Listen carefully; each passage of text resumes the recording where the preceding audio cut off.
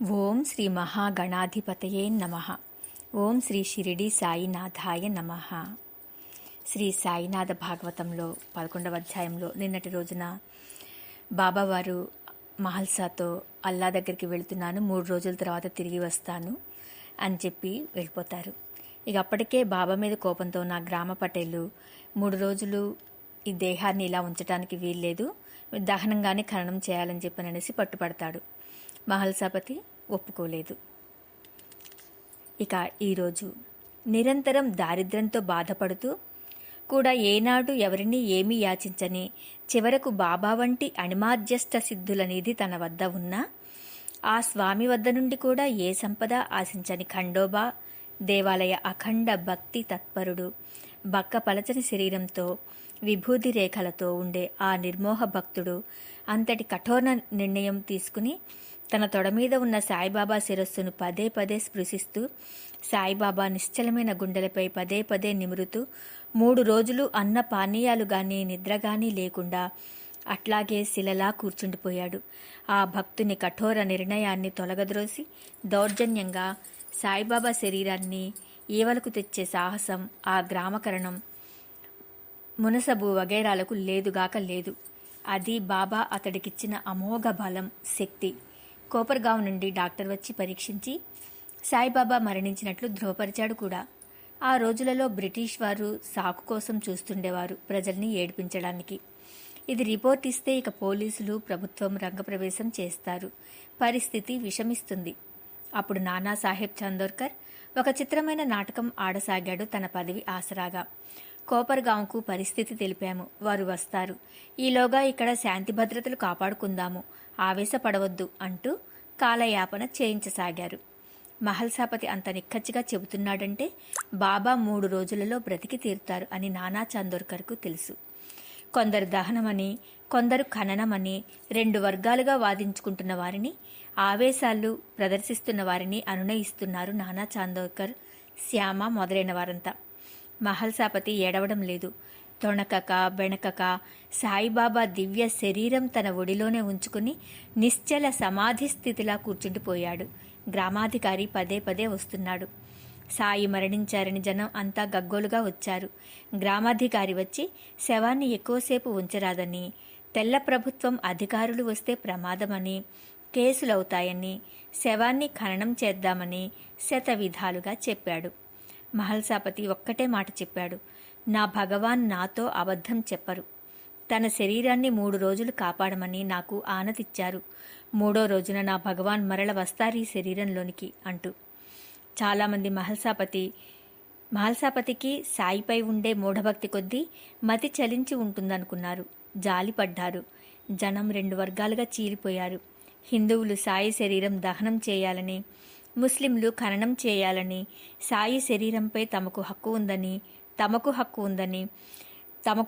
ఉందని కొట్లాట వరకు తీసుకుపోతున్నారు వ్యవహారం.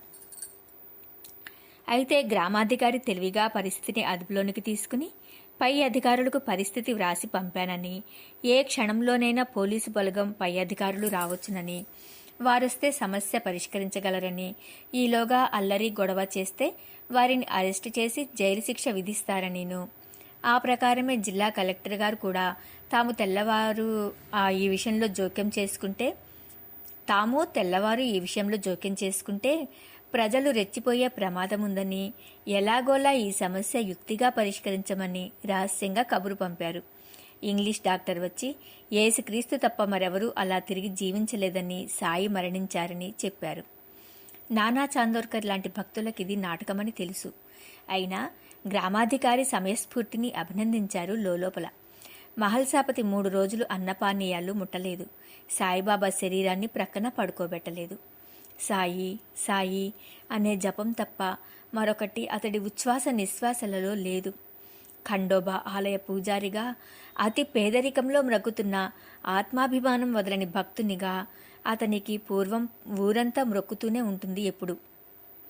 అందుచేత చివరగా నచ్చచెబుతూ, మహల్సాపతి, ఎందుకు మంకు పట్టుపడతావు? 3వ రోజు కూడా వచ్చేసింది. నీవు మనసు స్థిమితపరుచుకుని సాయిబాబా శరీరాన్ని మాకు స్వాధీనం చెయ్యి అన్నారు 2 వర్గాల ప్రజలు రాజీకొచ్చి. మహల్సాపతి తల అడ్డంగా ఊపాడు. ఈ మహల్సాపతి కంఠంలో ప్రాణం ఉండగా ఖండోబా పాదాలపై ఆన సాయి శరీరాన్ని అప్పగించను. ఆయన సజీవులై ఉన్నారు. ఆయన శరీరం ఉబ్బలేదు, వాసన రాలేదు. శరీరం అవయవాలన్నీ చక్కగా వంగుతున్నాయి, బిగుసుకుని పోలేదు. నా సాయిబాబా జీవించే ఉన్నారు. 3 రోజులు అన్నపానీయాలు లేక అతడి కంఠస్వరం హీనస్వరంతో పలికింది. అప్పుడు జరిగిందా అద్భుతం. సాయి శరీరం కదిలింది స్వల్పంగా. మహల్సాపతి శరీరం ఆనందంతో గగురు పొడిచింది.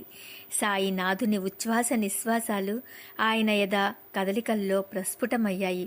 ఆయన కనులు తెరిచారు. మహల్సా, భగత్ అన్నారాయన చిరునవ్వుతో. గాఢ నిద్ర నుండి లేచిన వ్యక్తిలా ఆవులించారు.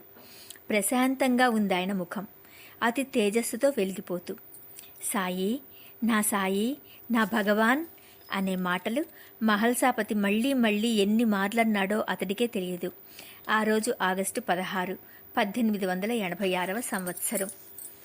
అవును భగత్, నేను అల్లా వద్దకే వెళ్ళాను. తిరిగి రాదలుచుకోలేదు.